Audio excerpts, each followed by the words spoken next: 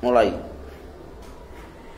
Selamat malam, salam sejahtera. Assalamualaikum warahmatullahi wabarakatuh. Sahabat KM53 di Coret 53. Alhamdulillah ya, hari ini bisa kembali menjumpai Anda semuanya dimanapun aktivitasnya ya. Malam hari ini mungkin ada abang-abang yang PKL yang saat ini lagi mencari rezeki di pinggir jalan. Kebetulan kota Jombang hari ini lumayan dingin ya, sejak sore diguyur hujan.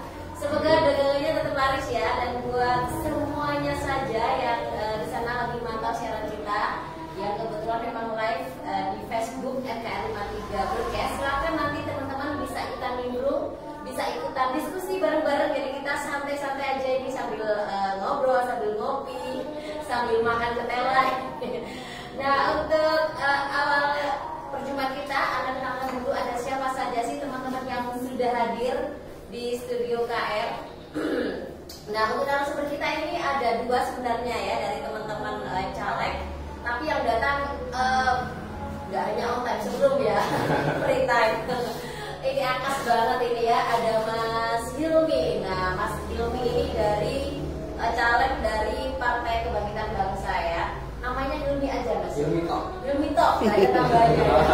Kalau di sini pasti ada tambahnya Hilmi PKB gitu ya. Emang ada berapa Hilmi? Kalau Hilmi yang pakai I cuma satu. Hilmi aja. Oke, gimana kabarnya Mas Hilmi malam hari ini? Alhamdulillah baik. Sehat ya? Sehat, alhamdulillah. Dan harus selalu sehat. Walaupun cuaca ekstrim ya. Ya, tetap disyukuri alhamdulillah. Walaupun hujan tapi berkah. Mendekati pemilu ini semakin deg-degan atau semakin optimis Mas Hilmi? Kalau dibilang deg-degan sebenarnya biasa aja. Oh, biasa aja ya.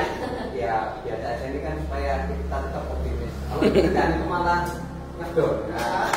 Salah satu strategi ya. Mempengaruhi suara.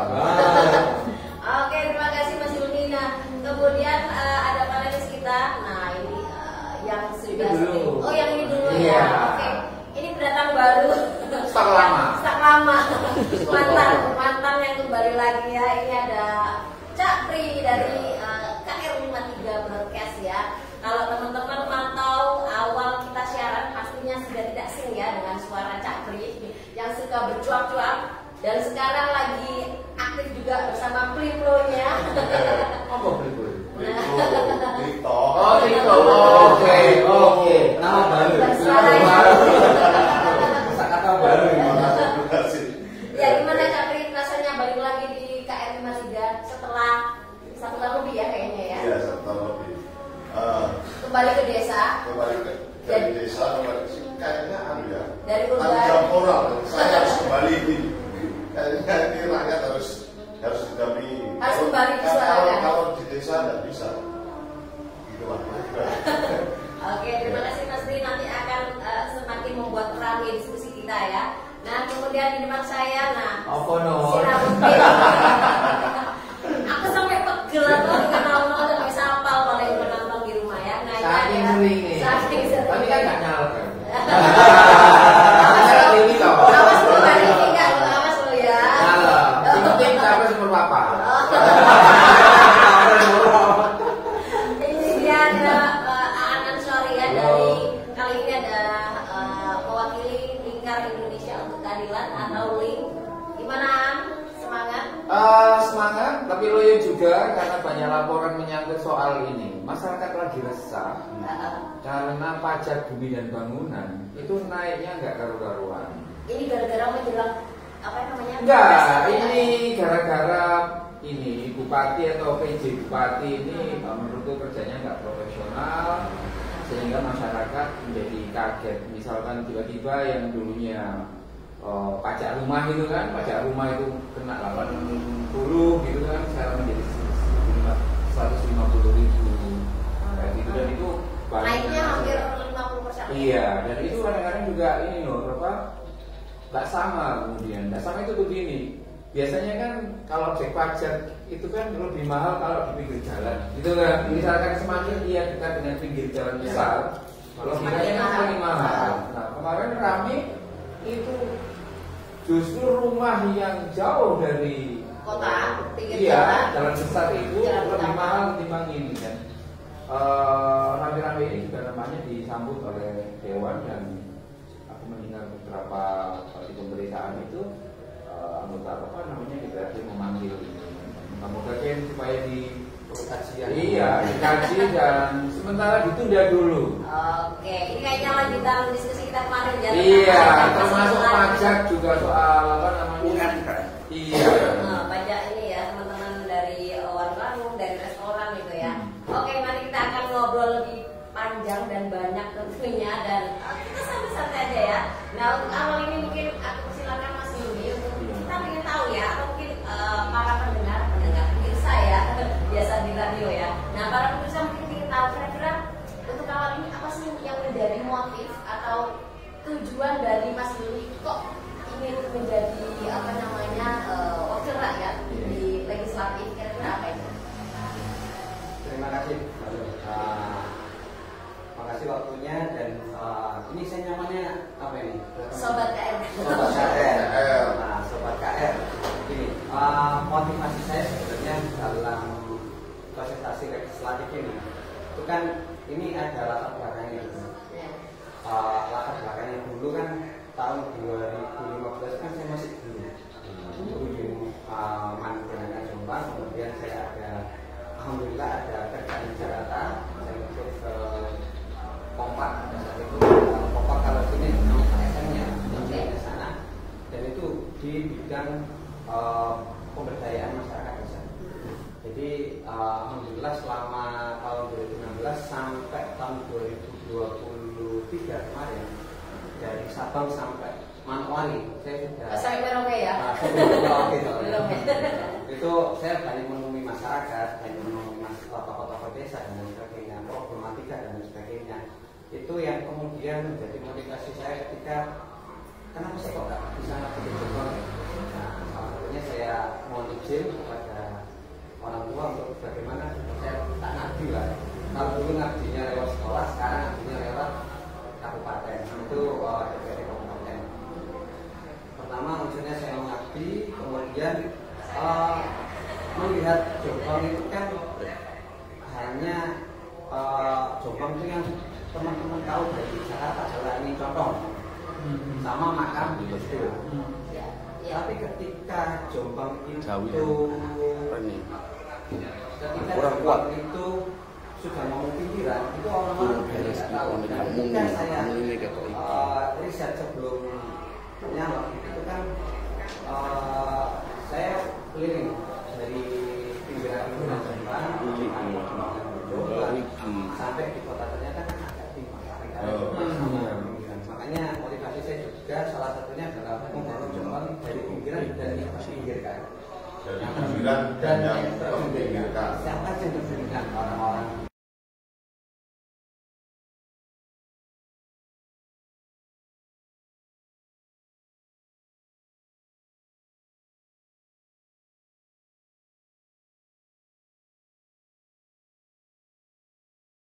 Harus menjadi tempat yang inklusif bagi masyarakat semuanya. Nah, itu yang harus saya memberikan informasi lah kepada masyarakat seperti itu, dan saya ingin ngabdinya lewat situ. Terus kemudian ingin juga memberikan kesempatan bagi anak-anak muda untuk produktif lewat peraturan-peraturan daerah ke depannya. Seperti itu. Mungkin tujuan saya hanya tujuan besarnya adalah pengabdian, seperti itu, pengabdian untuk masyarakat di Kabupaten Jombang. Jadi lebih ke pasca dari Jakarta dengan teman-teman NGO mungkin ya. Ingin menularkan lah.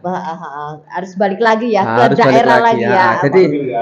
Jadi bahasanya tadi sama Cak Hasim itu kan gini. Kalau peraturan mau diterbitkan itu harus lewat kajian dulu, lewat riset dulu, gak nyomot, gak copy paste lah bahasanya. Kita harus melihat realita masyarakatnya seperti apa, kebutuhan ekonominya seperti apa, sosialnya seperti apa, seperti itu. Dan itu harus dimulai dari desa, yang orang-orang yang beraktivitas di lingkup kecil dulu, lewat desentralisasi dulu, baru ke sentral, seperti itu. Iya. Nah, mungkin ini yang yang ingin juga kita ketahui ya selama kembali lagi ke Jombang. Kira-kira dari sudut pandang Mas Hilmi sendiri, apa sih yang menjadi persoalan utama yang saat ini dihadapi oleh masyarakat ya, terutama masyarakat grassroots? Kalau masyarakat menengah ke atas mungkin mereka bisa menyelesaikan sendiri, tapi justru persoalan yang di masyarakat akar rumput ini yang perlu segera mendapatkan ini ya penanganan dari pemerintah misalnya sebagai legislator. Nah, kalau Mas Hilmi melihat apa ini yang menjadi persoalan utamanya? Semenjak saya kembali ke Jombang, permasalahan utama itu kan daya beli masyarakat di Jombang ini kan sangat turun. UMKM itu rata-rata UMKM sekarang ini kan walaupun banyak tapi kan jarang ramai. Saya nanya, Pak, pasca sebelum COVID dan pasca COVID ramean mana? Saya nggak ngitung COVID dulu ya. Iya. COVID itu tak anggap jeda dan kita nggak bisa ngitung pendapatan seorang sebelum COVID dan pasca COVID ini seperti apa. Banyakan sebelum COVID. Ketika saya mencoba untuk diskusi dengan teman-teman di Jakarta, teman-teman lingkup masyarakat dan sebagainya, teman-teman ekonom juga, UMKM menurun itu gara-gara dunia digital yang tidak digunakan secara baik. Contohnya gini, kita dulu punya uang 100.000, itu kan pasti dibelikan ngopi, gorengan atau apa. Sekarang orang-orang itu kebanyakan anak muda atau orang-orang yang sudah pegang HP ya, uang 100.000 itu rata-rata didepo Mbak, untuk judi online, untuk kebutuhan yang itu habis untuk konsumtif di dunia maya.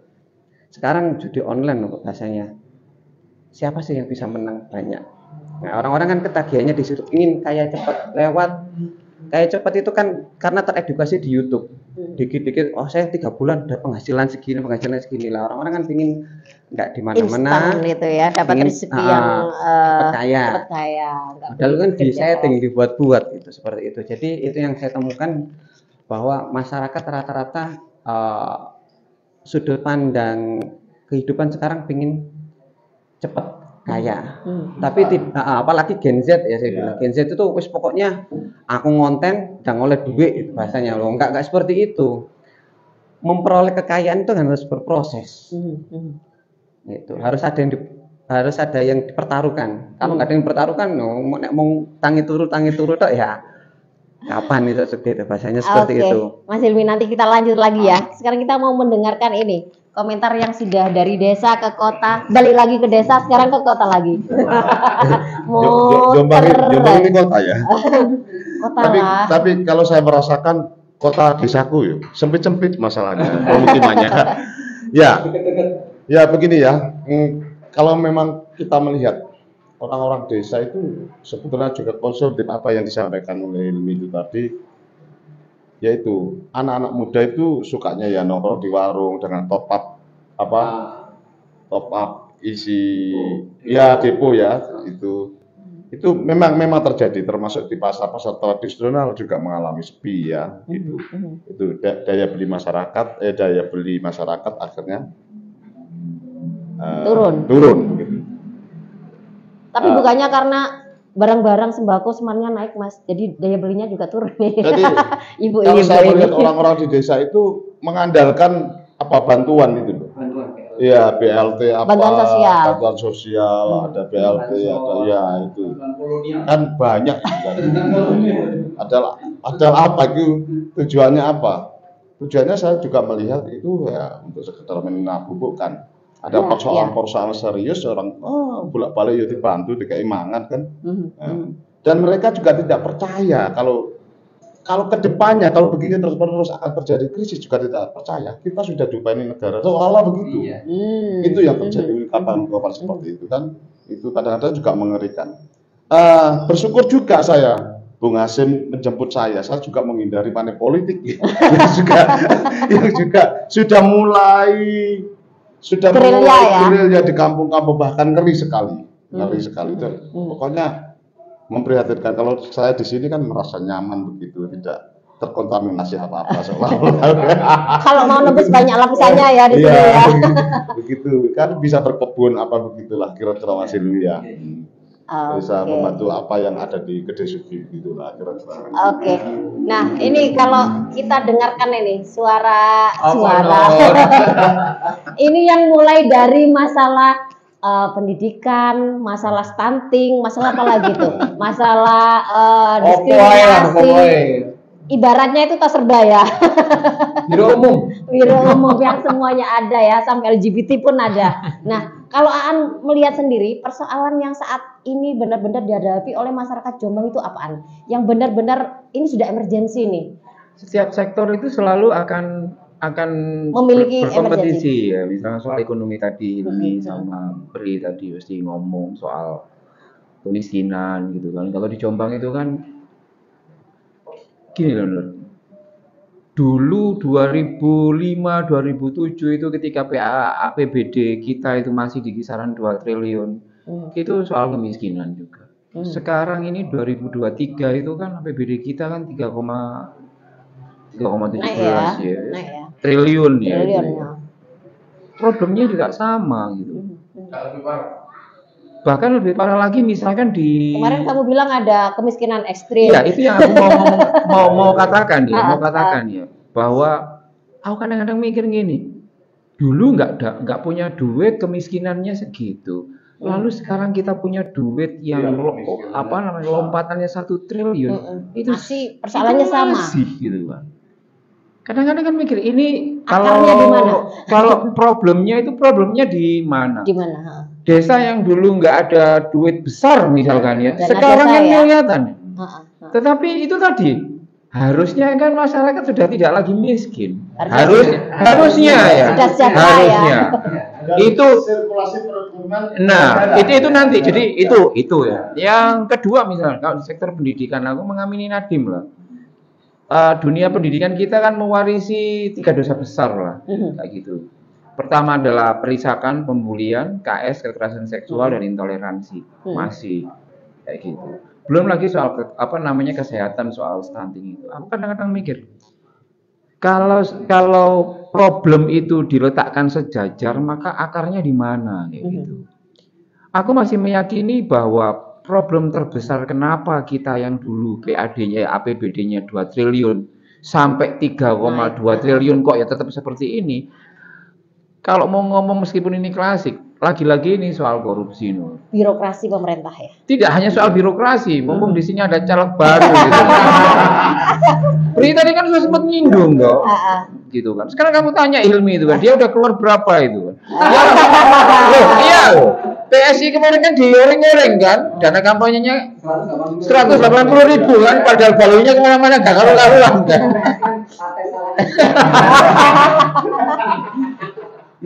Jadi yang ini aku katakan, belum lagi kalau kamu misalkan membaca makalah dari pidato guru besarnya profesor yang baru itu, yang pemilih indikator.co.id itu, Burhanuddin Muhtadi itu, bahwa high cost di level electoral political kayak gitu, itu sangat tinggi ya. Sehingga semakin tinggi ongkos politik yang dikeluarkan oleh baik legislatif maupun eksekutif, maka itu juga akan berbanding lurus dengan selalu ingin memakan tumbal kayak gitu. Sehingga Sehingga kita bisa ngomong, Nur, ya, misalkan ini kan dari mata umum kan sudah sangat gamblang ya. Misalkan untuk maju jadi caleg DPRD kabupaten misalkan, aku pernah dengar misalkan di angka 500 sampai 700 itu jadi kayak gitu. Bayangkan kalau dia jadi misalkan, aku nggak ngomong kamu ya Hilmi ya, aku yakin kamu masih putih dan suci. Iya, masih. Nanti kalau masuk lain lagi urusannya kan. Bayangkan ketika dia masuk, maka yang dia pikirkan itu adalah soal bagaimana bagaimana mengoptimalisasi anggaran yang ada di dalam kewenangannya itu. Sehingga Sehingga misalkan aku ngomong soal di desa saja. Berapa itu? 1 sampai 2 miliar tiap tahun, berapa? 2 miliaran itu kan. 2 miliaran itu kan. Aku itu nggak yakin ada satu desa pun maupun kelurahan dari 306 itu yang memang benar-benar clear. Benar-benar clear, bersih itu misalnya orang markup nota, markup anggaran dan lain sebagainya. Itu nggak mungkin itu kan. Sehingga apa? Sehingga kemudian ini menjadi problem bahwa setiap penganggaran itu masih bocor. Nah, lagi-lagi dalam konteks politik elektoral seperti ini ya, semakin seseorang itu atau calon itu tidak melakukan praktek politik uang dan lain sebagainya, itu juga akan memberikan semacam garansi bahwa dirinya juga tidak akan berperilaku koruptif, tapi juga nggak ada jaminan loh. Temanku itu juga ya di wilayah Jombang ini aja, bukan caleg ya, kepala desa gitu kan, dia nggak pakai money politik, tapi setelah jadi, ya sama-sama korupnya kayak gitu kan. Masuk arus ya. Iya, karena apa? Karena ia menjadi tidak korup di dalam tradisi korup itu kan aneh dan pasti dikucilkan. Misalkan pasti dia, ada pressure juga dari atasan kan. Misalkan dia ya nanti jadi anggota dewan terpilih gitu kan. Yang lainnya misalkan memanipulasi tanda tangan reses misal kayak gitu kan. Dia sendirian nggak melakukan kayak gitu. Reses sendiri. Iya, misalnya reses sendiri dilakukan sendiri. Atau yang lain, misalnya tidak semuanya ngambil uang yang dirame-rame enggak kunkernya cepat saja. Kunkernya 3 hari padahal dilakukan cuma sehari, tapi ditulis 3 hari. Dia misalkan enggak ada yang aku cuma sehari, ya milih sehari. Pasti dia akan dikucilkan. Sampai segitunya gitu. Sehingga apa? Sehingga menurutku dalam konteks politik elektoral ini problem yang ada di masyarakat itu juga sangat tergantung dari bagaimana proses seorang eksekutif dan caleg kayak gitu. Sehingga ya Dalam hal itu belum lagi setoran ke ketua partai. Semakin panas ini Biasanya Pak kalau Bri. ketua partai tidak segera disetori, PAW kan, PAW kan. Karena PAW itu apa? begitu ya. Pergantian waktu. Begitu ya biasanya. Itu partai sebelah. Ya gimana itu Mas Hilmi? Memang kos politik itu memang besar ya, nggak bisa dibungkiri, nggak bisa dimanipulasi gitu, memang besar. Kemudian juga jebakan untuk terjadinya korupsi itu juga sangat besar. Baik yang menggunakan money politik ataupun tidak, itu kan ada jaminan seperti yang Aan bilang. Nah, gimana? Seperti dulu ya, kita mau melibatkan perempuan katanya tidak bisa korupsi. Afirmasi action dulu. Saya juga pegiat afirmasi action memperjuangkan perempuan untuk masuk ke parlemen. Karena perempuan itu bisa meminimalisir tidak menjalankan korupsi. Ternyata sekarang apa kenyataannya? Sama saja. Iya, sama saja begitulah. Kita awal-awal pemilu kan begitu. Sering saya ke seminar ke sana kemari untuk afirmasi action perempuan, keterlibatan perempuan berapa persen dulu itu? 30.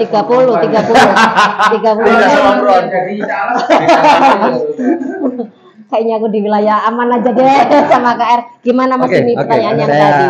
Ini cukup Panas ya? Enggak, Sudah mulai panas hangat sih, ini. enggak. Ya membuat saya lebih enjoy aja. Gitu. Jadi kalau bagaimana sih akar-akar itu kayak saya kembali lagi yang dikontekstualkan adalah biaya politik dan lain sebagainya. Kalaupun jenengan tanya saya biaya politik berapa, saya nggak pernah ngitung itu. Karena bagi saya ketika saya turun ke lapangan dan lain sebagainya, ketemu dengan Basis, masyarakat basis, ya setidaknya bahasa pepatahnya kita ngasihkan mereka hidangan makan, insya Allah akan kembali ke kita bahasanya. Saya akan bahasanya ketika turun ke lapangan ya bagaimanapun saya akan melariskan toko-toko ya bahasanya kan ngopi-ngopi di warung-warung yang itu basisnya masyarakat dan itu memang kosnya akan lebih murah. Dan masyarakat itu lebih cenderung akan cepat datang dan cepat untuk diskusi dan cepat kenal lah bahasanya. Lah kenapa kok kos mahal? Itu kan karena eksklusif. Dia nggak mau turun karena anak seperti itu eksklusif, dia di atas ya wis aku pasrah bahasanya seperti itu. Kalau kita konsisten istiqomah lah bahasanya untuk turun ke lapangan, minimal kita ngelarisi dagangannya masyarakat atau basis lah, itu insya Allah akan kembali ke kita lah untuk mengikat mereka bahasanya. Itu untuk mengurangi yang namanya cost itu. Dan kembali lagi, kalau memang kita memang konsen terhadap korupsi, yang pertama diperbaiki adalah administrasi, penataan administrasi. Bagaimana mulai peng-SPJ-nya, mulai jangan ngomong SPJ-nya, kita buka RKKL-nya seperti apa, ketika RKKL pengadaannya seperti apa, pengadaannya, terus tim pokjanya seperti apa. Nah, RKKL sebelum nyusun RKKL di model e-budgeting dulu biar orang-orang tahu. Kita buka floor kan, budgetnya seperti ini. Kita nggak ada yang ditutup-tutupi bahasanya. Ini budgetnya APBD Jombang segini. Untuk honor ASN katakanlah segini, untuk infrastruktur segini, untuk pemberdayaan masyarakat segini. Nah, yang saya lihat ini hanya kacamata subjektif saya ya, jangan dilihat objektif ya. Tapi yang saya lihat di Jombang itu kan sekarang lagi fokus-fokusnya lagi senang-senangnya bangun taman, bangun pasar lah. Cuma cantik lah. Nah, tapi Taman Ki Ahmad Dahlan itu mandek, Pak.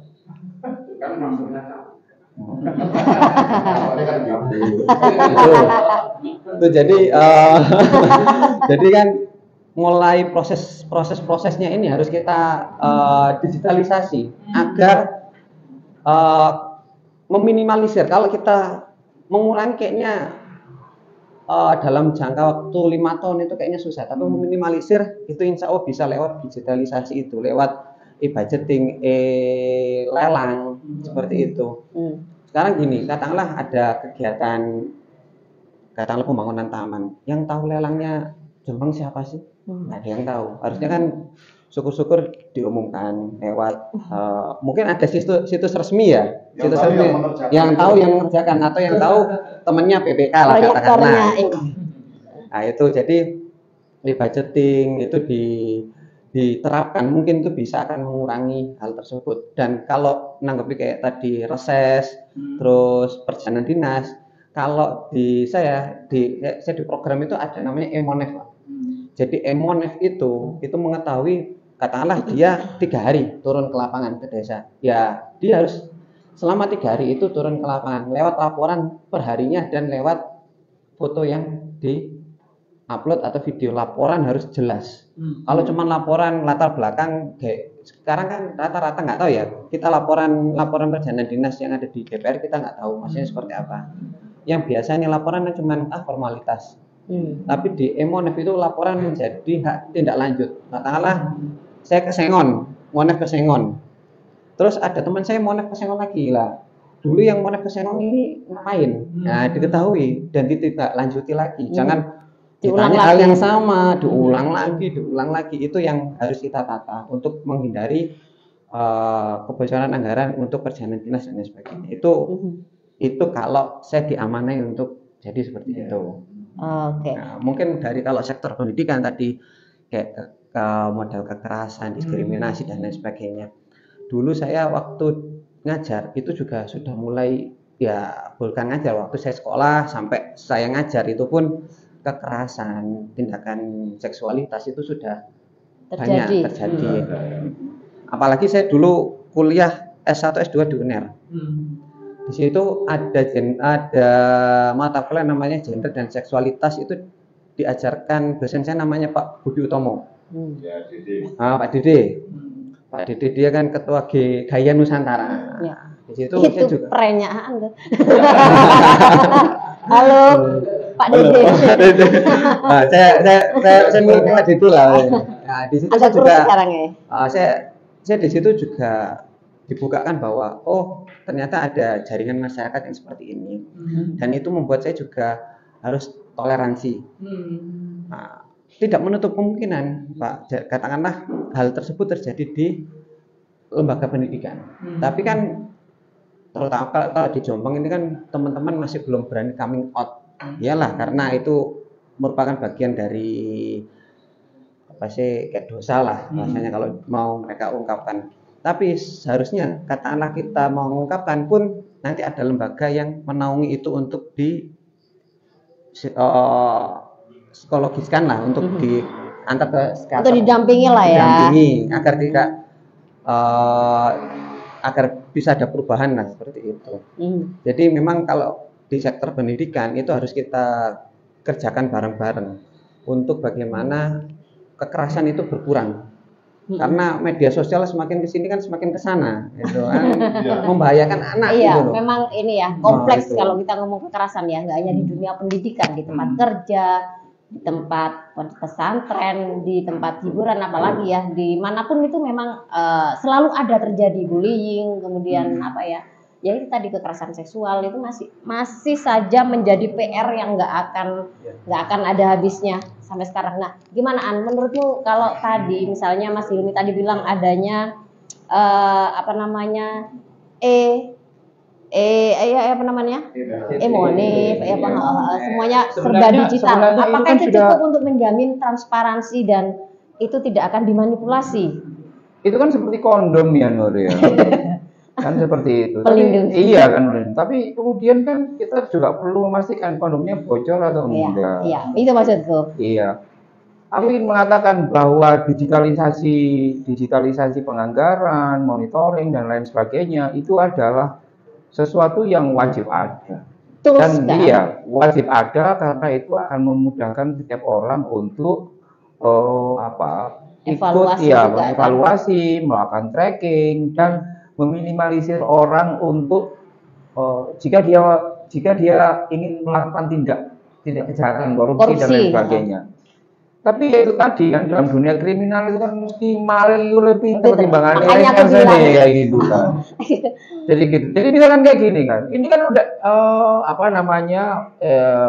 LHK lelang misalkan. Itu kan sudah sangat lama. Mungkin 5 tahun, 6 tahun sudah itu dipraktekkan. Sudah dipraktekkan. Faktanya Kemudian itu berjalan dan kalau misalkan tujuan dari digitalisasi lelang, kemudian itu untuk memastikan pemain-pemain nakal, ya, pemain-pemain kontraktor nakal ini bisa terseleksi dan tidak ikut. Buktinya kalau kamu googling misalkan googling ya di Jombang, proyek yang tidak tepat waktu atau proyek ngangkrak Jombang 2022 itu banyak. Puskesmas Mojo Agung, lalu kemudian yang give up ini Ahmad Dahlan itu give up, lalu kemudian setauku rumah sakit Ploso atau Puskesmas Ploso banyak sekali itu kan. Kalaupun kau berhasil selesainya kemudian seperti pakaian yang asal pokoknya jadi begitu sehingga 1 tahun belum ada 1 tahun kemudian ambruk. Ini yang rame kemarin itu proyek plengsengan itu kan yang menembus wilayah Diwo dan lain sebagainya. Belum 1 tahun itu ambruk. Dan yang menarik begini Nur, begitu banyak proyek-proyek sarana dan prasarana yang itu tidak katakanlah juga tidak sesuai bestek atau kemudian ukurannya dan lain sebagainya, standarnya itu tidak ada kita tidak mendengar bahwa 50% dari mereka ya para pelaku itu kemudian menjalani proses pidana. Tidak ada punishment itu. Iya, paling pol kemudian ya pemutusan kontrak atau kemudian ini kan tidak ada efek jerahnya sama sekali. Jadi kalau kita mau misalkan membedah soal lorong gelap di dunia kontraktor sarana dan prasarana itu malah ngeri gitu kan. Dia paham betul soal itu kan. Karena apa? Karena kerjaan di Jakarta terkait dengan desa dan lain sebagainya itu juga seperti itu. Nah, yang ingin aku katakan sebenarnya kalau budgeting kemudian elektronik yang lain itu tidak menurut kamu tidak 100% efektif. Lalu apa solusi yang bisa dilakukan? Kan persoalannya berada di human resource-nya kan? Ini soal konstruk. Oke. Orangnya kan berarti ya. 1,5 tahun yang lalu aku ke Singapura ya. Sebenarnya Singapura itu kan ada Batam. Kita ini kan selalu merasa iri kan kalau ada tetangga lain yang lebih keren, kemudian kita bangun itu. Secara bangunan fisik mungkin tidak kalah dengan Singapura. Tapi soal mentalitas, Nur, Kalah jauh. jauh Nur. Jadi nang kono misalnya nek lampu merah, mandek yo mandek beneran Nur. Loh, mandek beneran. Gitu kan. Mandek beneran. Tapi ketika kamu nyebrang misalnya ke Batam, urusannya bisa jadi lain itu kan. Ya sama lah dengan perapatan sengon kayak ini. Aku ini tidak mengatakan bahwa ada persoalan serius di dunia pendidikan kita menyangkut soal bagaimana Mental, ya. mentalnya itu kan. Sekarang kan ramai soal P5 profil P5, Pancasila itu. P5. Profil Pancasila Pelajar kayak Pancasila. gitu. Pelajar Pancasila kayak gitu. Dikembalikan lagi ya. Iya, profil Pancasila ini bagus. PPKN. Tapi yang modelnya seperti apa? Misalkan soal cheating ya, soal apa namanya? Mencontek. Mencontek, kemudian kejujuran, disiplin, itu kan enggak banget. Itu juga bisa terlihat bagaimana misalkan gagalnya proses pendidikan kita, misalkan nanti dipencalekan ya, pencalekan. Money politik itu dianggap sesuatu yang biasa. Ya, Justru kalau misalkan Enggak. Hilmi tidak bagi-bagi duit, itu dianggap aneh. Sampai segitunya, padahal kan bisa kayak gitu. Jadi kalau dia gak melu edan, misalkan ya, gak melu edan seperti yang lain, edan dalam kerangka ini ya melakukan praktek yang secara moral dan etika tidak dilakukan, ya ini dianggap aneh. Iya. Makanya di doktrin politik itu aku pernah dengar itu kan. Doktrinnya beberapa politisi itu begini, lebih baik menang meski curang ketimbang kalah terhormat. Untuk apa kamu kalah? Enggak misalnya enggak jadi anggota legislatif, kamu berkuar-kuar. Nih, aku enggak jadi anggota legislatif, tapi jujur. Ada. Lebih baik menang meski curang ketimbang kalah padahal terhormat. Nah, kalau itu misalkan tidak bisa kita bongkar, maka sampai kapanpun instrumen apapun mau E-nya 3 atau E-nya 4 ya money gitu kan, tetap saja gitu. Yang terakhir mungkin soal yang rame uang kartal itu kan, yang kemarin rame Pak Mahfud sama Bambang Pacul itu kan. Ya, kurang keren apa? Misalkan ya, ini terlepas dari capres-capresan ya. Itu kan bagus banget kan, misalkan pembatasan uang kartal. Jadi semua transaksi harus elektronik. Konsekuensinya apa? Kalau semua uang harus elektronik, maka negara ini akan tahu berapapun yang akan kamu spend, termasuk soal politik. Sehingga kalau kamu mau curang terus sebagai caleg, transfer sopo kayak gitu, Kan ketahuan. nggak bisa lagi. Itu sebabnya kan sekarang beberapa capres itu kan kalau mau sawan ke tokoh-tokoh masyarakat kan bawanya kan tas gede, koper gede itu kan, yang kayaknya itu isinya duit gitu kan. Nah, kalau misalkan pembatasan uang kartal, undang-undang pembatasan uang kartal itu disahkan, maka ia tidak boleh lagi bawa ini dan semuanya harus transaksi elektronik. Kalau transaksi, ya kepantau siapa itu namanya PPATK pasti kayak gitu. Jadi ini soal mindset Nur. Jadi kalau kita gagal mendidik anak-anak kita, tetangga-tetangga kita untuk menjadi sosok atau figur yang tidak seberapa care terhadap moral, etika, itu ya mau pakai yang tadi itu ya bablas aja. Nggak ada hasil ya. Oke. Nah, kalau Mas Pri sendiri melihat kira-kira masalah korupsi ini apa yang bisa menyelesaikan Mas Pri? Nah, kalau saya melihat ya seperti apapun Aan tadi sampaikan, kenapa di Singapura, di Taiwan, di Hong Kong itu masyarakatnya tertib. Karena di sana diajarkan etika ya, etika ya. Di sana lebih dikenalkan seorang filsuf daripada seorang nabi yang sekedar mengenalkan akhlak. Gitu. Kadang-kadang saya berpikir seperti itu ya. Saya punya TikTok itu kan baru, tapi pertemanan dengan anak-anak TKW itu ikut Komal, dia melaporkan itu, seolah-olah saya ceritakan seperti reportase begitu ya. Dia ke pasar itu bersih, tidak ada lalat. Kok nggak ada lalat di situ ya? Gitu. Iya bang, di sini tidak ada lalat. Dia jalan terus, bang kalau ini nyebrang ke sana, sebelum nyala lampu ini kita nyebrang kena denda 30 juta kalau nggak salah ya. Kalau tidak begitu. Bang ini ada pengemis, itu tidak boleh kita syuting bang, nggak boleh itu, kita kena denda pengemis. Dan pengemis ini kalau ketahuan pemerintah akan ditangkap dan dipenjara begitu, diamankan. Saya melihat apa ya, budayanya itu saya lebih melihat tertarik orang-orang Singapura, Taiwan, Hong Kong, bahkan Cina. Tapi kalau sudah ke sini, ke Malaysia, ke Brunei itu kayaknya sama dengan kita. Itu saya melihat apa? Saya tidak tahu. Saya tidak menjelekkan agama mayoritas yang di sini. Saya tidak menjelekkan itu. Tapi orang-orang Cina itu sudah dikenalkan siapa tokoh filsufnya sini, ya.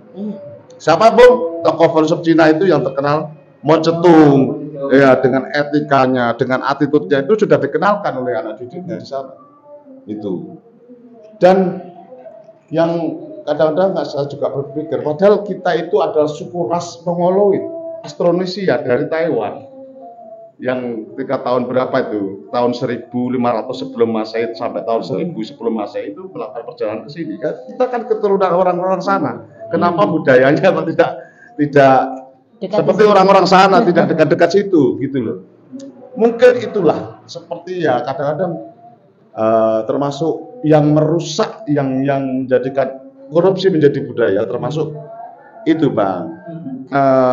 Kearifan lokal itu sudah mulai hilang. Punah ya. Sudah mulai hilang karena kearifan lokal lah yang bisa menyadarkan orang-orang. Kata Gunawan Muhammad, mungkin ya rusaknya Indonesia itu karena apa? Kemenangan Barat yang menjadi sumber, kadang-kadang sumber ikut-ikutan orang-orang Indonesia itu. Gitulah kira-kira. Iya. Oh ya, ya memang apa ya, ada apa ya, ada yang bilang misalnya di Indonesia itu aturan sudah banyak, tapi aturan itu dibuat untuk dilanggar. Misalnya gelandangan atau pengamen misalnya yang di lampu merah kan tidak boleh. Faktanya masih banyak tuh pengemis di sana. Jadi aturan di Indonesia itu sudah komplit Mas Pri. Mau aturan apa yang nggak ada? Ada, tapi aturan-aturan itu dilanggar itu biasa gitu loh. Tidak ada punishment yang membuat mereka jerah. Nanti ya paling gini tok gitu loh. Sehingga apa ya? Budaya untuk mengentengkan. Jadi korupsi misalnya satu, ternyata mungkin ya Bung ya, sumber untuk menata negara itu kan dari Perancis ya. Kalau Perancis itu mengeluarkan regulasi apapun, itu rakyat ada pendidikan semacam apa ya? Setiap RT itu memberikan pendidikan ini tentang apa gitu. Ada sosialisasi begitu. Kita kan enggak. Harusnya peran-peran itu misalkan salah satunya dilakukan oleh partai politik. Ya. Kalau gini ya, partai politik, terus kemudian perangkat desa kayak gitu. Kita pernah punya sejarah seperti itu ya. Misalkan dulu kalau kita mau belajar soal sejarah partai politik, dulu PKI misalkan ya, PKI itu kan terkenal militan ya, terkenal militan. Jadi ketika mereka ke basis misalkan, ya mereka melakukan edukasi. Misalkan keluar undang-undang baru soal partai itu tok dalam sejarah. Enggak, ada beberapa misalkan Masumi, NU kayak gitu. Nah, yang ingin saya katakan, iya, iki koyo Alia karo Farho kan aku melok, aku ya melok. Nah, ini aku katakan sebenarnya kewajiban pemerintah dan partai politik terkait dengan edukasi politik itu yang kini ditinggalkan. Jadi struktur negara itu tetap, ya struktur negara tetap ada, tapi ia nggak mau bekerja. Nggak mau bekerja itu secara optimal. Misalkan sebenarnya kan mudah sekali kan, mulai dari pusat sampai ke desa itu kan sudah ada instrumennya. Sekarang bayangkan misalkan kemarin keluar undang-undang TPKS, tindak pidana kekerasan seksual, kayak gitu kan. Ini kalau negaranya itu negara kira-kira sosialis, kayak gitu, yang memang sangat concern terhadap pendidikan warganya, maka partai-partai politik itu pasti akan turun reses dan mensosialisasikan itu. Ibu-ibu, iki loh yo. Iya, yang dulu katakanlah laki-laki itu nggak bisa dipidana ketika melakukan kayak ini ada undang-undang baru. bisa dipidana. Sebenarnya itu masa-masa resesi itu ya harus dilakukan. Bisa kan, bisa. Atau kemudian menggunakan struktur pemerintahan desa. Tapi kan ya itu tadi. Bagaimana mungkin misalkan aparat desa, misalkan mau kayak gitu, kalau mindsetnya itu adalah mindsetnya orang-orang menjadi kepala desa mungkin adalah bukan melayani, Pak. Iya. Tapi ia menjadi raja Jawa baru yang harus dilayani kayak gitu. Bahkan untuk sampai ke level itu dia banyak dari mereka yang juga mengeluarkan tidak sedikit uang kayak gitu. Ngapain dia kan akhirnya quote unquote membeli jabatan. Kemarin yang rame bisa di googling di desaku sendiri misalkan nih, kepala dusun itu kan rame ya gara-gara soal itu. Jadi ya itu tadi bahwa untuk menjadi official officer eksekutif maupun politik itu legislatif itu orang itu bisa langsung tiba-tiba jadi itu bisa. Sehingga apa? Sehingga karbitan ia tidak melalui proses yang benar kan. Iya. Gitu kan. Tidak melalui proses yang benar sehingga apa?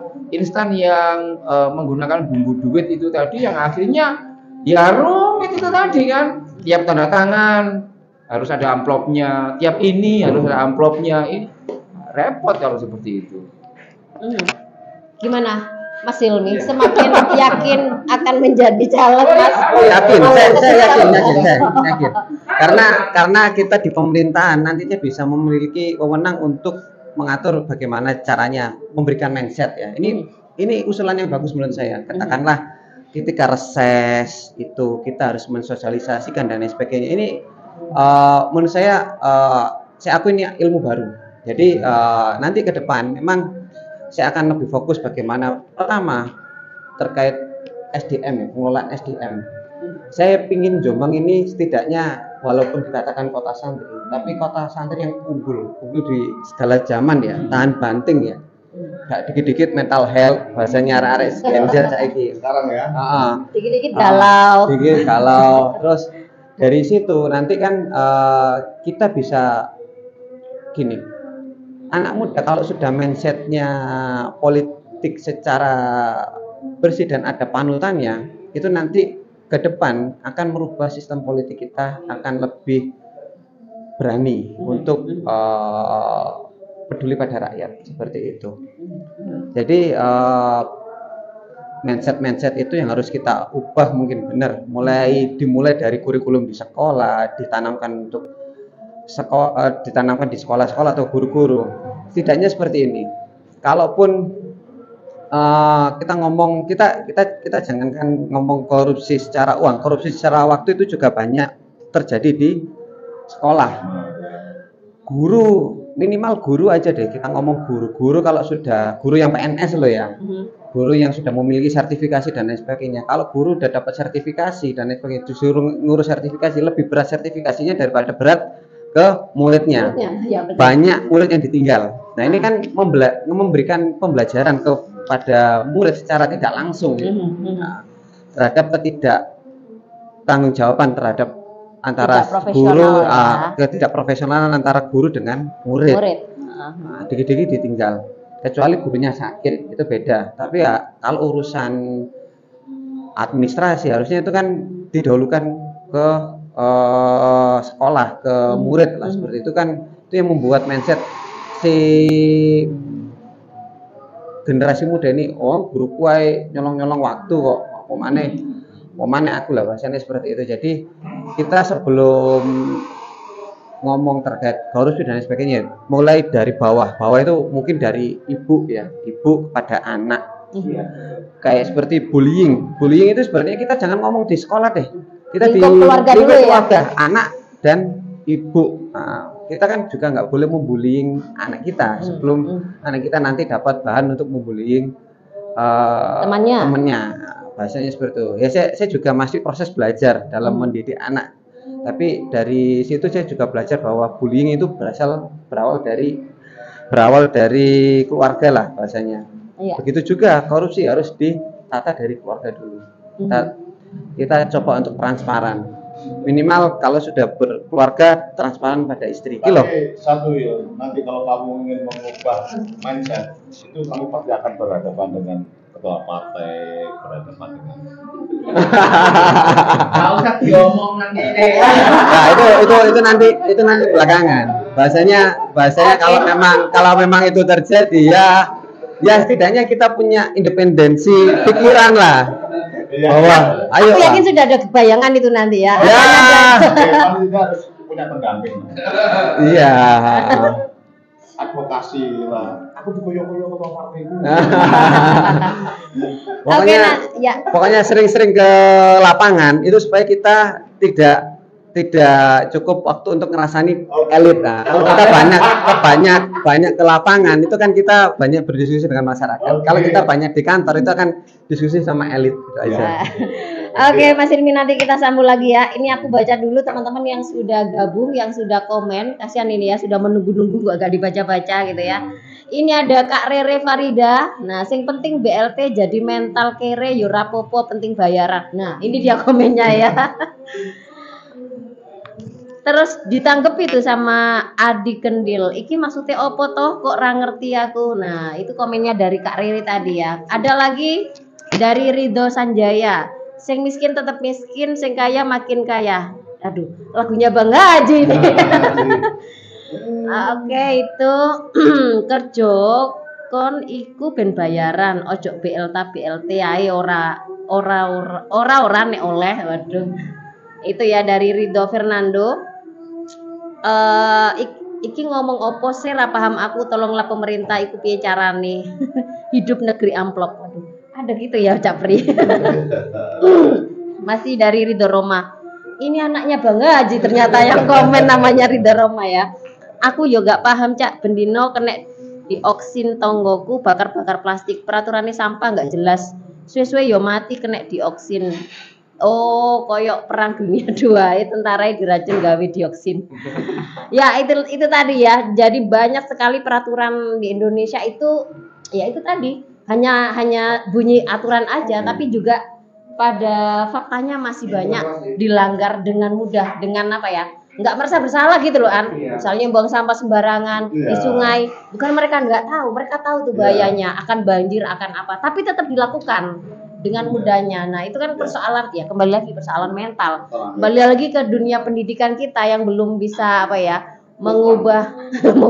mengubah karakter generasi kita itu menjadi karakter yang memang baik gitu ya ke depannya. Nah kembali lagi tema kita ini sebenarnya Jombang melek politik ya.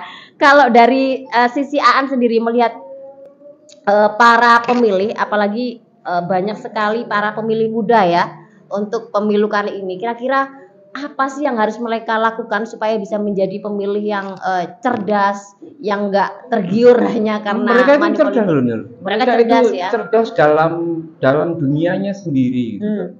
Misalkan anakku yang masih SMA begitu kan, terus yang 1 semester 3 itu mereka jarang ngomong soal politik denganku gitu kan.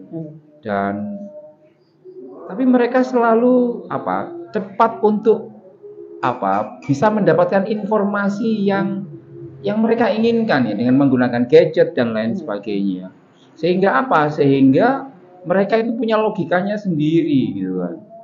Misalkan kalau mau survei misalkan ini surveinya indikator misalkan bahwa misalkan rata-rata pemilih paslon tertentu itu ternyata milenial Gen Z-nya itu tinggi sekali ya, tinggi sekali itu. Padahal ya kampanyenya cuma gitu-gitu aja, gitu kan.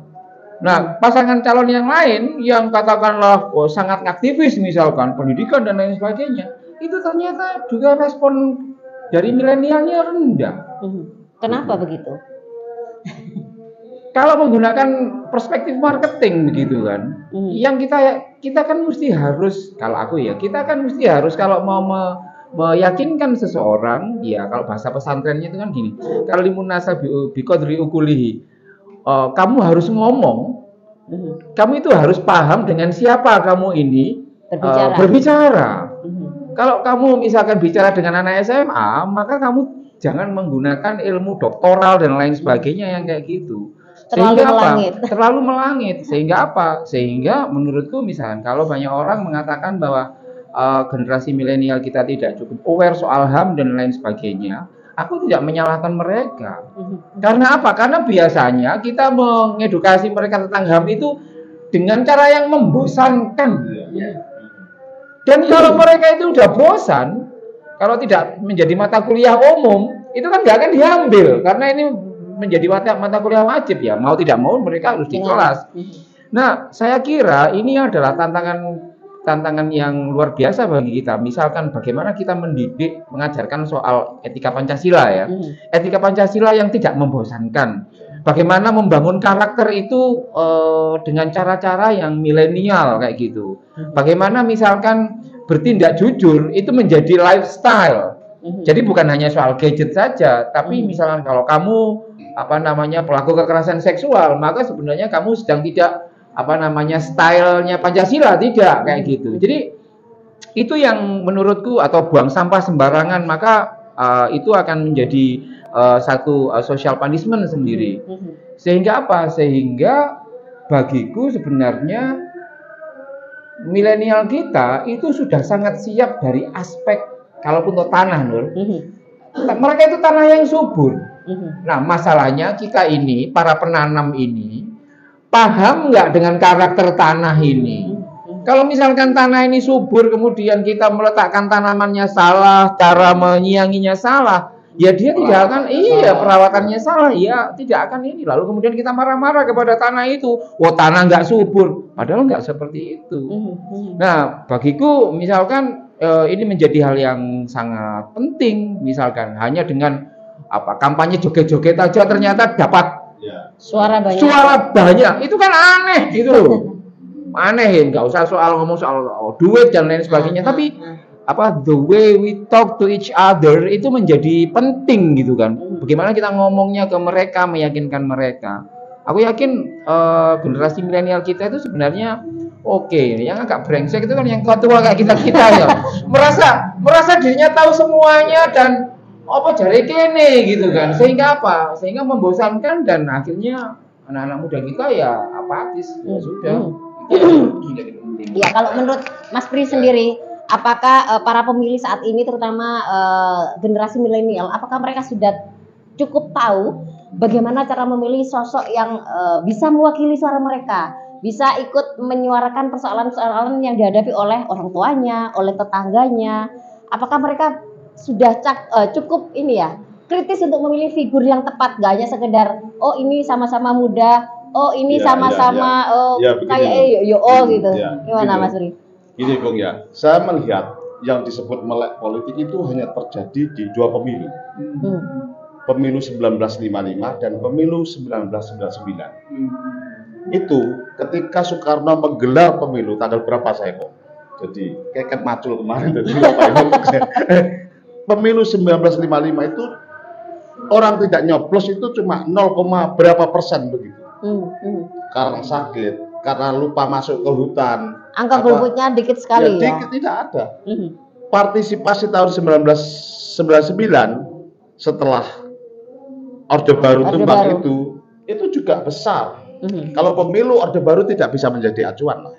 Tidak bisa menjadi kita referensi untuk menggelar pemilu. Iya, bisa masuk penjara. Iya, seperti itulah kira-kira.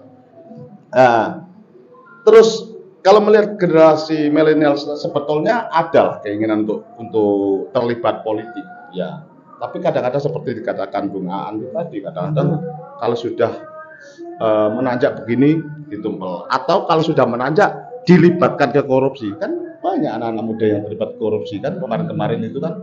Kadang-kadang saya ngeri, usianya berapa sih ini? Jadi apa itu? Anak-anak muda semua kan yang terlibat korupsi lah, itu yang ada itu. Yang ngajari dari orang tua. Yang ngajari juga dari orang-orang tua kita. Sebetulnya orang tua seperti saya, Bung Hasim itu, Bung Aan, nggak pernah dilibatkan sih. Mungkin Makan baru. kalau dimakan keruh ini bakalan begitulah kira-kira. Iya. Gitu. Kalau Mas Hilmi sendiri apakah juga menyasar apa namanya para generasi milenial ini untuk apa ya? Mengajak mereka diskusi, mengajak mereka berpartisipasi, enggak selalu harus memilih Mas Hilmi, tapi bagaimana mendengar persoalan anak muda ini apa sih yang menjadi apa ya, supaya mereka nggak hanya dimanfaatkan, tapi mereka juga tahu memilih dengan tepat, dengan tahu figur. Oh ini memang ada jejak digital yang bagus. Oh ini memang calon yang kalau aku pilih nanti akan membawa masa depan yang lebih baik. Ataukah ya udah dimanfaatkan aja, anak muda masih belum tahu, belum tahu apa namanya carut marutnya politik, dimanfaatkan aja. Gimana Mas Hilmi sendiri melihat? Oke, kalau saya melihat generasi milenial sama generasi Z ini kan masih awam terkait dunia politik. Padahal tiap harinya mereka adalah bergelut dengan politik sebenarnya. Tiap hari itu mereka bergelut dengan politik. Bagaimana saya mendekati mereka? Yang pertama, apa sih aktivitas yang banyak mereka lakukan? Kalau media sosial, ya mohon maaf, saya media sosial itu sangat mengurangi sebenarnya. Saya mengurangi media sosial karena menurut saya media sosial ya banyak yang tidak valid lah bagi saya. Makanya saya pendekatannya kepada milenial adalah warung tu warung. Di mana warung kopi yang paling rame anak muda, saya ikut nimbrung ke sana. Awal-awal ya ngobrol terkait apa sih isu anak generasi milenial, paling seputar kebutuhan games, game lah intinya. Mereka kan mesti mabar dan lain sebagainya. Dari situ kita paling ya diskusi terkait games lah. Kita sampean game udah gini-gini. Setelah itu kita giring ke wilayah-wilayah. Kira-kira sampean tahun ini milih nggak bahasanya? Milih mas gini-gini nih. Yang sampean pilih itu apa? Setidaknya anak generasi muda sekarang itu mulai melihat data dan fakta. Kan sekarang sudah bisa diakses lah semuanya. Semua bisa diakses gadget mereka. Mulai yang paling menurut saya yang paling objektif, generasi milenial bisa lihat di Bijak Memilih, silakan. Di situ bagaimana rekam jejak partai politik, rekam jejak para calon presidennya dan lain sebagainya. Jangan sampai kita percaya pada gimmick katanya Caan ya, bahwa gimmick itu menjadi bagian dari aspirasi mereka, padahal gimmick itu hanya dilakukan sekitar 2 bulan saja. Pasca itu ketika pemerintahan sudah nggak ada gimmick, sama harus mengikuti peraturan yang sudah dibuat oleh pemerintah. Jangan sampai kita terlena pada gimmick. Baik mulai kita harus benar-benar melihat mulai paslon nomor 1, nomor 2, nomor 3, mulai sekarang bisa diakses semua harta kekayaannya, mulai rekam jejaknya, mulai bagaimana beliaunya memimpin, bagaimana hasilnya. Semua orang bisa mendapatkan informasi dengan mudah ya. Semua orang bisa melihat informasi dengan mudah. Jangan sepenggal-sepenggal. Kalau kita melihat di media sosial itu hanya terbatas 1 menit atau 30 detik dan lain sebagainya. Tapi kita harus ketika kita mendapatkan informasi 30 detik, tapi kita bisa googling lah bahasanya. Berita apa aja dan lain sebagainya harus berdasarkan fakta dan data. Dan ini yang saya terapkan di masing-masing warung kopi. Kita lihat datanya seperti apa. Paslon nomor 1, paslon nomor 2, paslon nomor 3. Sama lihat bisa memilih partai mana yang mengusung korupsi paling tertinggi, paslon mana. Harus sama lihat itu. Ternyata paslon nomor X lah, saya nggak bilang nanti dengan jangan. X bisa dilihat bisa memilih, bisa dilihat semuanya. Dan itu apakah sampean mau kedepannya digembor-gemborkan hanya berdasarkan gimmick terus sampean terjebak pada gimmick? Jangan sampai. Sampean harus benar-benar bisa memilih. Karena kalau generasi tua ya sudah selesai di masanya, tapi kan yang ke depan adalah yang dipikirkan generasi muda. Bagaimana pemberdayaan SDM ini yang lebih diutamakan. Ya jangan sampai bahasanya tadi kita BLT itu sebenarnya digunakan untuk COVID pada saat itu supaya perekonomian itu berjalan COVID. Jadi BLT itu untuk menstimulan perekonomian, tapi menjadi bagian dari ketergantungan masyarakat ini yang harus kita ubah lagi mindsetnya bahwa BLT saat ini sebenarnya pada saat itu hanya untuk menstimulan agar ada daya beli masyarakat seperti itu. Oke. Jadi kita kurangi gimmick politiknya, kita mulai melek data, kita mulai melek fakta dan lain sebagainya seperti itu. Oke. Nah, ini sudah berapa menit ini ya? Iya. Oke, sebelum closing statement ya, ada komen juga aku bacakan dulu karena mungkin yang di rumah lagi memantau, lagi melihat kita. Ada Kakak Edo Andi ya. Saene wong sing komentar nang kene tak pikir-pikir awak iki kok SDM-e tambah suwe tambah rendah yo.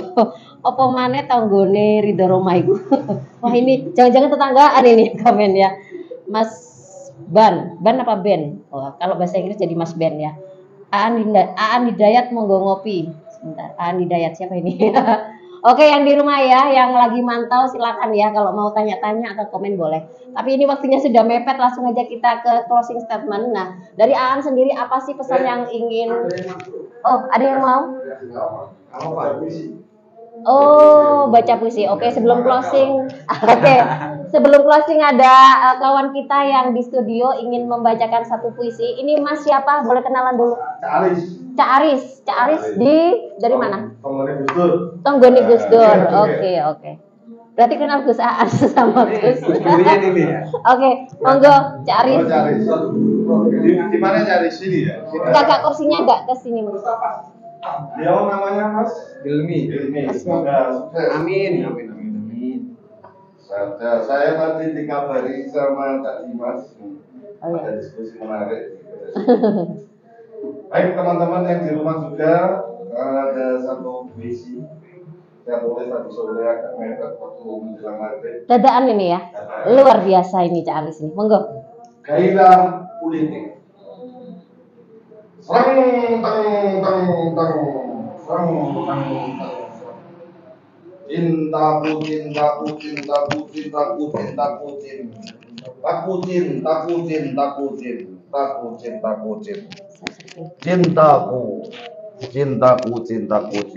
Cintaku tai kucing. Bersyukur aku bernafas dengan paru-paru. Sereng sereng. Apabila sereng maka akan teng. Tatkala teng datanglah sereng. Oh mimpi, bangunlah hari di puncak matahari. Sereng sereng. Kau pegang aku, maka aku sereng. Saat sereng, kami siap untuk teng. Di balik sereng ada teng. Di balik teng ada berkumpul ribuan bahkan jutaan sereng dan teng. Oh, ada A, ada O berselimut. Saat sereng adalah kehendak, maka teng harus bersiap untuk sebuah kejujuran.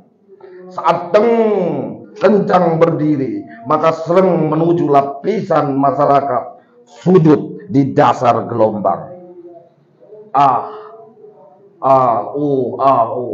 Cintaku, cintai kucing. Sereng sereng menjelma kemenangan, teng menjemput nurani, kita memuji kemenangan. Sereng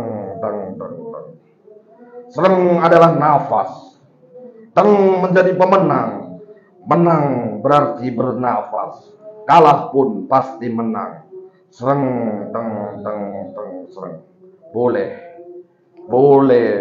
Bolehkah aku semata-mata untuk sereng teng dan hanya untuk sebuah teng menuju sereng teng yang sejati.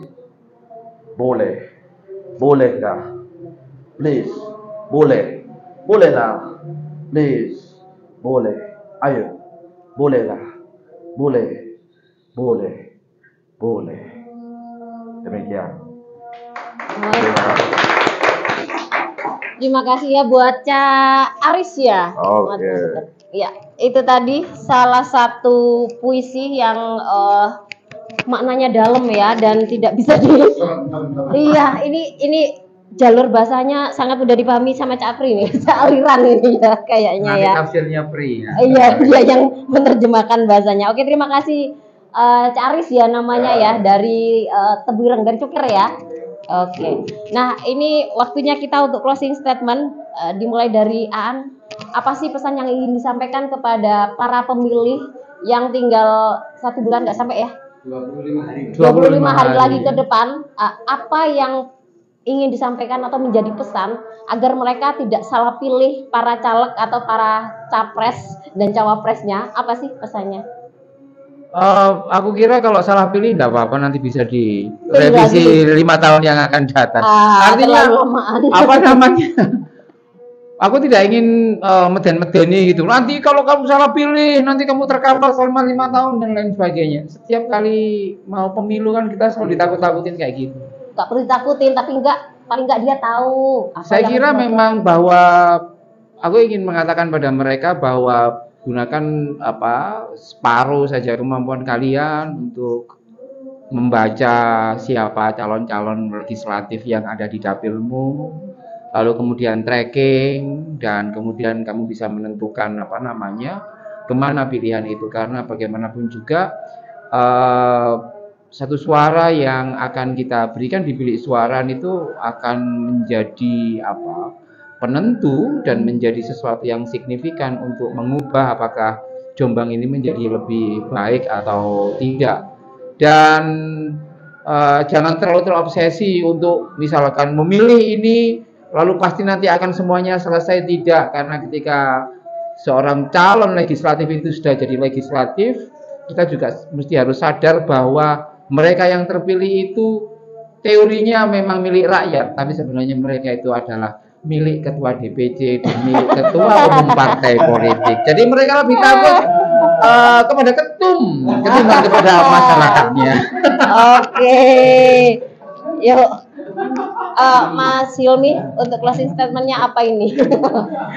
Yang sebenarnya matur sundul pada Aan ini sudah diingatkan. Ya, kalau closing statementnya bijaklah memilihlah yang bijak. Bahasanya bijaklah memilih. Para generasi milenial, generasi Gen Z sekarang akses semua sudah terbuka. Kalian bisa melihat bagaimana pertama prestasi masing-masing capres, cawapres, caleg dan lain sebagainya. Terus bagaimana tingkat pendidikan dan lain sebagainya. Jadi jangan terpengaruh pada informasi-informasi yang hanya sepotong-sepotong di media sosial, melainkan kita harus melihat benar-benar secara data dan faktualnya seperti apa. Karena yang dipertaruhkan 5 tahun ke depan adalah para generasi seperti kita ini, seperti generasi milenial dan generasi Z yang ke depan. Kalau sampai negeri ini apa-apa ya, yang terjadi ke depan adalah kita sendiri, karena berpolitik itu harus dimulai dari data, fakta, dan rekam jejak seperti itu. Terima kasih.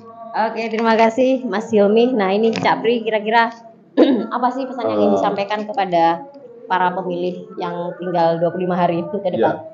Ya biarkanlah rakyat yang menjadi penentukan pilihannya, bukan harus rakyat yang memilih, yang menentukan pemenangnya adalah yang memimpin. Itulah kira-kira saya. Oke, sudah simpel. Oke, sobat KR53, itulah tadi ya diskusi bareng-bareng kita. Jadi sebenarnya malam hari ini harusnya ada 2 caleg, tapi yang caleg satunya tidak datang, jadi tetaplah kita jalan ya, dan juga ada teman-teman.